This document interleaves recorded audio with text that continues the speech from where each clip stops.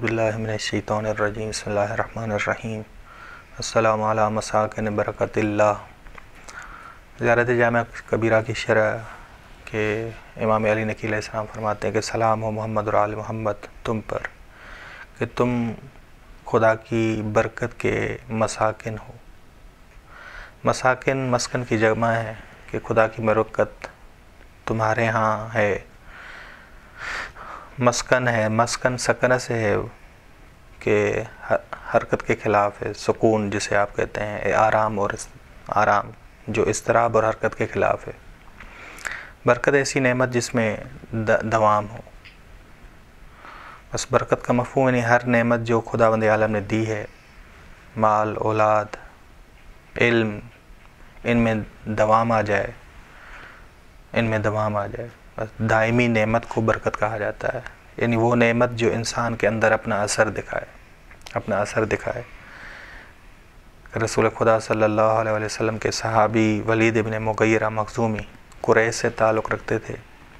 फरावान माल था उनका, बहुत ज़्यादा माल था, ऊँट थे, घोड़े थे, लेकिन इल्मी लिहाज से कुरान के मतालिब को समझते थे। उस कुरान जो बरकत का बायस है, ये बहुत बड़ी नेमत थी वलीद इब्न मुग़ीरा मखज़ूमी के पास। कि फरमाते हैं कि वल्लाहि लक़द समिअतु मिन मुहम्मदिन कलामन, कि खुदा की कसम मैंने मोहम्मद से ऐसा कलाम सुना है जो ना इंसान का कलाम है, ना जिन का कलाम है, ना जिन का कलाम है, और उसमें शीरीनी है, लताफ़त है, उसमें शीरीनी है, रब्त है, एक दूसरे से रब्त है कलाम का, और उसकी शाखें पुरसमर हैं, उसकी जड़ें मुहकम हैं। बस वो बुलंद तरीन कलाम है, उससे बुलंद कोई कलाम नहीं है, उससे बुलंद कोई कलाम नहीं है। इनका लक़ब था रेहानतुल कुरैश, के बहार का फूल।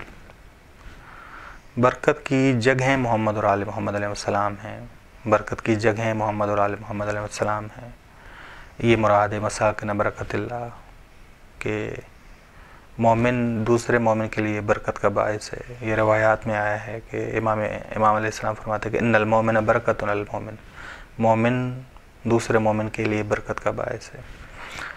इमाम सज्जाद अलैहिस्सलाम रसूल खुदा सल्लल्लाहु अलैहि वसल्लम के लिए फरमाते हैं कि इमामुर रहमा व कायदुल खैर व मिफ्ताहुल बरका, कि इमाम रहमत हैं, खैर के कायद हैं और बरकत की कुंजी हैं, बरकत की चाबी। यानी बरकत वहाँ से आती है, बरकत वहाँ से आती है। बस इस जहाँ में आला तरीन बरकत वाली हस्तियाँ मोहम्मद और आल मोहम्मद हैं। बरकत वाला इंसान कब बनता है? तौहीद से जुड़कर। तौहीद इंसान को बरकत वाला बनाती है, बरकत वाला बनाती है। कि सूरह मोमिनून की आयत नंबर 14 है कि फ़तबारकल्लाहु अहसनुल खालिक़ीन, खुदा बाबरकत ज़ात है, तो जो मुवाहिद बन जाए वो भी बाबरकत हो जाएगा, वो भी बाबरकत हो जाएगा। उस कुरान करीम ने बरकत के मसादीक बयान किए हैं। पहला मस्ताक कुरान करीम है।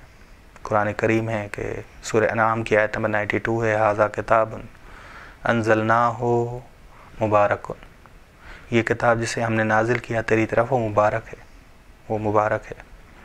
दूसरा इंसान कामिल, इंसान कामिल भी बरकत के मसादीक में से है। कि जनाब ईसा अलैहिस्सलाम ने कहा, कुरान कहता है सूरह मरियम की आयत नंबर 31, वजअलनी मुबारकन, खुदा ने मुझे मुबारक करार दिया, ऐनमा कुन्त, जहाँ मैं रहूँ।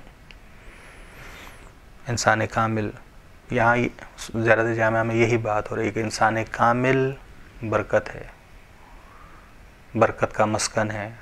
ठीक, काबा भी बरकत। कौन सी चीज़ें बरकत का बायस बनती हैं? अब मौजू ये है कि कौन सी चीज़ें बरकत का बायस बनती हैं। पहली चीज़ जो बरकत का बायस बनती है वो नमाज है। कि रवायात में आया है कि लिल मुसल्ली हुब्बुल मलाइका, नमाजी से मलाइका मोहब्बत करते हैं। हिदायत का बायस है नमाजी के लिए नमाज, ईमान का बायस है, मारफत का बायस है, बरकत का बायस है, बरकत का बायस है। बिहारुल अनवार जिल्द नंबर 79 सफ़ा नंबर 232। ایک دوسرے کے حقوق ادا کرنا بھی برکت کا باعث ہے۔ برکت کا باعث ہے کہ روایت میں ہے کہ جو بھی مسلمان بھائی کا، اپنے بھائی کا، دوسرے مسلمان کا حق ادا کرے، خدا اس کی روزی میں برکت دیتا ہے۔ خدا اس کی روزی میں، صدقہ بھی باعث برکت ہے، تقوی بھی برکت کا باعث ہے، تقوی بھی برکت۔ کہ نہج البلاغہ کا خطبہ نمبر 198 ہے، امام علیہ السلام فرماتے ہیں من اخذ بالتقوی، کہ جس پر جو تقوی کو اختیار کرے، جو تقوی کی صفت جس کے ساتھ جڑ جائے، تو خدا اس کی برکت فراوان کرتا ہے، روزی رزق میں برکت دیتا ہے۔ وَمَعَادِنَ حکمت اللہ، محمد اور آل محمد، تم حکمت کے معدنیات ہو، حکمت کے معدنیات ہو۔ حکمت ایسی معرفت جو انسان کے عقیدے اور عمل پر اثر ڈالے۔ حکمت کی تقسیم بندی ہے کہ حکمت عملی ہے اور حکمت نظری ہے۔ قرآن کریم نے فرمایا کہ جسے حکمت ملے اسے خیر کثیر ملا۔ ایک حکمت نظری ہے کہ وہ امور جو قدرت سے خارج ہوں ان کے بارے میں بحث کی جائے، یہ حکمت نظری ہے۔ جیسے فرشتے کے بارے میں، بس وہ امور جو قدرت سے خارج ہوں ان کے بارے میں بحث کی جائے، یہ حکمت نظری۔ حکمت عملی، وہ علوم جو اخلاق کو بڑھاتے ہیں، روح کی پرورش کرتے ہیں، روح کی پرورش کرتے ہیں۔ بس قرآن کریم نے فرمایا کہ جس سے حکمت ملی اسے خیر کثیر ملا۔ یؤتی الحکمہ من یشاء ومن یؤت الحکمہ فقد اوتی خیرا کثیرا، اسے خیر کثیر ملتا ہے۔ سورہ بقرہ کی آیت نمبر 269۔ بس حکمت دیتی کیا ہے؟ وَلَقَدْ آتَيْنَا، حکمت دیتی ہے شکر، کہ انسان شاکر بنتا ہے، خداوند عالم کا شکر کرتا ہے۔ وَلَقَدْ آتَيْنَا لُقْمَانَ الْحِكْمَةَ أَنِ اشْكُرْ لِلَّهِ، کہ ہم نے لقمان کو حکمت دی کہ تم خدا کے شکر گزار بنو۔ سورہ لقمان آیت نمبر 12۔ کہ شاکر بنتا ہے انسان عملی اور ایمانی اور قولی طور پہ شکر گزار بنتا ہے، عملی شکر بھی، ایمانی شکر بھی اور قولی شکر بھی۔ معدن حکمت کون ہے؟ قرآن کریم نے بہت سارے لوگوں کو حکیم کہا ہے۔ جناب لقمان کو حکیم کہا ہے کہ لقد آتینا لقمان الحکمہ، سورہ لقمان آیت نمبر 12۔ جناب داؤد کو حکیم کہا ہے، آل ابراہیم کو حکیم کہا ہے۔ جناب داؤد کو حکمت دی، حکمت والا کہا ہے کہ انہیں خدا نے حکمت دی، سورہ بقرہ کی آیت نمبر 251، یا سورہ انبیاء کی آیت نمبر 54، کہ ہم نے ابراہیم کو، فقد آتینا ابراہیم کو اور کتاب اور حکمت دی، اور آل کو، ان کی آل کو۔ اسی طرح رسول خدا شہر حکمت ہیں، اور علی علیہ السلام اس کے دروازے ہیں، امام علی علیہ السلام اس کے دروازے ہیں۔ ٹھیک کہ یہ رسول خدا صلی اللہ علیہ وسلم نے کہا کہ انا مدینۃ الحکمہ و علی بابھا فمن اراد الحکمہ فلیأت الباب، اسے دروازے سے آنا چاہیے۔ علماء سے حکمت ملے گی۔ علی علیہ السلام فرماتے ہیں کہ اکثر مدارست العلماء، علماء کی محفلوں میں بیٹھا کرو اور علماء سے بحث کیا کرو تاکہ تمہیں حکمت ملے، ایسی معرفت ملے جو تمہارے عقیدے کو بدل دے، تمہارے عمل صالح کو بدل دے، تمہارے عمل پر اثر ڈالے، کہ عمل تمہارا صالح بن جائے، عمل تمہارا صالح بن جائے۔ بس حکمت اصلاح کرتی ہے انسان کی، علماء اصلاح کا باعث ہیں، حکمت دیتے ہیں۔ حکمت سے مراد روایات میں کہ سورہ بقرہ کی آیت نمبر 269 ہے، وَمَن يُؤْتِ الْحِكْمَةَ فَقَدْ أُوتِيَ خَيْرًا كَثِيرًا۔ امام فرماتے ہیں حکمت سے مراد خدا کی اطاعت اور امام کی معرفت ہے۔ بہار کی جلد نمبر 1 ہے، صفحہ نمبر 215 ہے کہ حکمت سے مراد امام نے خدا کی معرفت اور خدا کی اطاعت اور امام کی معرفت کہا ہے۔ معرفت امام سے مراد یہ ہے کہ معرفت امام، یعنی امام فرماتے ہیں امام کی معرفت روکے گناہان کبیرہ سے، وہ گناہ جس پر جہنم واجب ہو چکی ہے، جو جہنم میں لے جانے کا باعث ہیں، وہ روکتی ہے۔ یہ معرفت روکتی ہے گناہان کبائر سے، گناہان کبیرہ سے، بس گناہان کبیرہ سے رکنا ہے۔ حکمت مومن کی گمشدہ میراث ہے، کہ امیر المومنین علیہ السلام فرماتے ہیں الحکمت ضالۃ المومن، حکمت مومن کی گمشدہ میراث ہے۔ بس حکمت کو لو، اگرچہ تمہیں منافق سے کیوں نہ ملے، حکمت کو لے لو۔ نہج البلاغہ کی حکمت میں نمبر 80 ہے یہ۔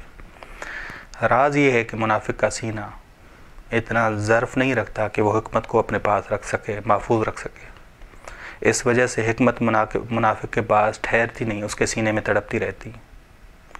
حکمت کا اصلی سینہ مومن کا سینہ ہے، مومن کا دل ہے. کہ امام تبھی فرماتے ہیں کہ حکمت جہاں سے ملے وہاں سے لے لو، کیونکہ حکمت مومن کے سینے میں، مومن کے دل میں تڑپتی رہتی ہے. جب تک مومن حکمت منافق کے سینے میں تڑپتی رہتی ہے جب تک وہ مومن کے دل میں نہ آئے، جب تک وہ مومن کے دل میں نہ آئے. بس حکمت تڑپتی رہتی ہے منافق کے سینے میں. منافق کا سینہ حکمت کا ظرف نہیں بلکہ مومن کا سینہ کس کا ظرف ہے؟ حکمت کا ظرف ہے. یہ امام فرماتے ہیں نہج البلاغہ کی حکمت نمبر 79 میں.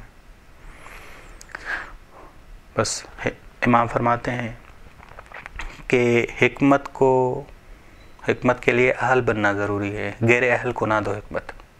اگر حکمت غیر اہل کو دی تو حکمت پہ ظلم کیا، حکمت پہ ظلم کیا. بس حکمت پہ ظلم بھی نہیں کرنا چاہیے. حکمت اہل کو دینی چاہیے، جو اہل ہے، جو لائق ہے. بس حکمت اپنی جگہ منافق کے سینے کو نہیں سمجھتی. بس حکمت خود میں تصرف کا حق صرف مومن کو دیتی ہے. تبھی آپ دیکھیں کہ رسول خدا صلی اللہ علیہ وسلم نے کہا کہ علی مومن تم سے ہمیشہ محبت کرے گا، منافق تم سے ہمیشہ بغض رکھے گا. کیوں؟ کیونکہ یہ معادن حکمت اللہ ہیں، حکمت خدا کی معادن ہیں. ہمیشہ یہاں حکمت خدا ہے. تو مومن ہی ہے جو معادن الحکمت سے محبت کرے گا، اور منافق ان سے بغض رکھتا ہے. حکمت کے لیے اخلاص کا ہونا ضروری ہے کہ رسول خدا صلی اللہ علیہ وسلم فرماتے ہیں کہ جو بھی 40 دن خالص خدا کے لیے ہو جائے، خدا چشمہ نکالتا ہے حکمت کا اس کے دل سے، اور یہ پھر زبان سے، آنکھ سے، ہاتھوں سے، ہر ایک سے جاری ہوتا ہے. یہ چشمہ نکلتا ہر ایک سے، یعنی زبان بھی اس کی حکمت بولنے لگتی ہے، آنکھوں سے بھی وہ حکیم بن جاتا ہے، ہر لحاظ سے حکیم بن جاتا ہے. اخلاص کی اقسام ہے. ایک عوامی اخلاص ہے کہ روزہ رکھنا ہے، نماز پڑھنی ہے. یہ روزہ نماز جو ہے جنت کے لیے، جنت کی لالچ میں یا جہنم کے خوف میں. خاص اخلاص یہ ہے کہ عمل انجام دینا خدا کے لیے، اور خاص الخاص اخلاص یہ ہے کہ ہر چیز خدا کی طرف سے سمجھنا، یہاں تک کہ انسان اپنے ارادے کو بھی خدا کا ارادہ قرار دے. خدا کا ارادہ قرار دے. کہ سورہ انعام کی آیت نمبر 163 ہے کہ کل ان صلاتی و نسکی و محیای و مماتی، کہہ دو میری نماز، میرے اعمال، میری زندگی، میری موت للہ رب العالمین، اس خدا کے لیے جو کائنات کا پروردگار ہے. بس انسان گناہ کی دو قسمیں ہیں، خارجی گناہ اور داخلی گناہ. داخلی گناہ، جو داخلی گناہ ہیں وہ انا ہے، غرور ہے. اخلاص آ کے اس داخلی گناہ سے بچاتا ہے. اخلاص داخلی گناہ سے بچاتا ہے. حکمت کی بنیاد خدا کی معرفت ہے. خدا کی معرفت ہے کہ رسول خدا صلی اللہ علیہ وسلم نے نہج الفساد میں یہ جملے ارشاد فرمائے کہ حکمت کی بنیاد خداوند عالم کی معرفت ہے. خداوند عالم کی معرفت ہے. جلد نمبر 1 صفحہ نمبر 260. رسول خدا صلی اللہ علیہ وسلم فرماتے ہیں کہ وہ دل جس میں حکمت نہ ہو وہ ویران گھر کی مانند ہے، ویران گھر کی مانند ہے. بس حکمت ہو یعنی معرفت خدا ہو. حکمت کی بنیاد معرفت خدا ہے. جس گھر میں حکمت ہو، خدا کی معرفت ہو، وہ گھر ویران نہیں، وہ آباد ہے، ہمیشہ آباد ہے. حکمت کا دشمن انسان جو ہے دنیا میں لگا رہا ہے، دنیا پرستی، مادہ پرستی. یہ جو رسول خدا نے کہا کہ زیادہ کھانا، زیادہ پینا، یعنی دنیا پرستی، مراد صرف کھانے پینے تک نہ لے جائیے گا. دنیا پرستی حکمت کا دشمن ہے، حکمت کا دشمن ہے. دنیا کی لالچ حکمت کا دشمن ہے. تبھی رسول خدا نے کہا الطمع، دنیاوی لالچ، یذہب الحکمہ، حکمت کو ختم کر دیتا ہے، جو علماء کے دلوں میں ہوتی ہے، جو علماء کے دلوں میں ہوتی ہے. بس حکمت خدا، معادن حکمت اللہ، حکمت خدا کے معدنیات محمد اور آل محمد ہے. اگر ہم نے حکیم بننا ہے تو ان کی ولایت کو ہم قبول کریں، ان کی ولایت میں آ جائیں. تاکہ ہم حکیم بنیں۔ اس کے بعد جملہ ہے حفظت سر اللہ، سلام ہو آپ پر محمد اور آل محمد، آپ اسرار الہی کے محافظ ہو۔ حفظت جمع حافظ ہے، حافظ کی جمع ہے۔ حفظ یعنی چیز کو ضائع ہونے سے محفوظ رکھنا۔ سرن، پوشیدہ چیز کو سرن کہا جاتا ہے۔ سرن یعنی انسان جو اپنے دل میں چیز رکھے اور دوسروں سے پوشیدہ کرے، اسے محمد اور آل محمد اس جہاں کے اسرار سے واقف ہیں اور اس جہاں کے اسرار کے محافظ ہیں۔ بس امیر المومنین علیہ السلام فرماتے ہیں کہ مجھے پوشیدہ علم مجھے دیے گئے ہیں جو اگر میں بتاؤں تو بہت ساری رسیاں کیا ہو جائیں، مسترب ہو جائیں، بہت ساری عقلیں مسترب ہو جائیں گی، نہیں سمجھ پائیں گی۔ بس حفظ اسرار سے مراد ہے کہ یہ ہستیاں قدرت رکھتی ہیں خدا کے علم غیب کو حاصل کرنے کی۔ یہ ہستیاں قدرت رکھتی ہیں خدا کے علم غیب کو حاصل کرنے کی۔ خدا ان کو علم غیب دیتا ہے، مراد یہ خدا ان کو علم، یہ محافظ ہیں، یہ بہترین محفوظ جگہ ہیں۔ ایک تو حکمت کے معادن ہیں اور اسرار الہی کے محافظ ہیں، اسرار الہی کے محافظ ہیں۔ ابو صامت نے امام علیہ السلام سے سوال کیا کہ آپ کی احادیث کو تحمل کون کر سکتا ہے؟ امام علیہ السلام نے فرمایا ہماری احادیث کو یا تو مقرب فرشتہ یا پیغمبر نبی یا مومن، عبد مومن، وہ تحمل کر سکتا ہے، وہ ان کا بوجھ اٹھا سکتا ہے۔ بس رازدار ہونا عقل کی علامت ہے۔ رازدار انسان ہی بوجھ اٹھاتا ہے، رازوں کی حفاظت کرتا ہے، ٹھیک۔ بس رازدار ہونا انسان کے بردباری کی علامت ہے، ٹھیک۔ بس محمد اور آل محمد علیہ السلام نے خدا کے علم کا بوجھ اٹھایا ہے، علم غیب خدا کا بوجھ اٹھایا ہے، ٹھیک۔ اور اسی طرح عبد مومن بھی ان حضرات سے تعلق قائم کر کے ان کے علوم کا بوجھ، ان کے احادیث کا بوجھ اٹھاتا ہے۔ خداوند عالم بھی ہمیں ایسا عاقل، ایسا حامل، ایسا بردبار قرار دے کہ ہم جو ہے ان کے کلام کا بوجھ اٹھائیں، ان کے کلام کا بوجھ۔ بس رازدار ہونا عقل کی علامت ہے، اور عاقل انسان کیا ہے؟ بردبار ہے۔ عاقل انسان بردبار بنتا ہے، حلیم بنتا ہے۔ وصلی اللہ علی محمد اہل بیتہ الطیبین الطاہرین۔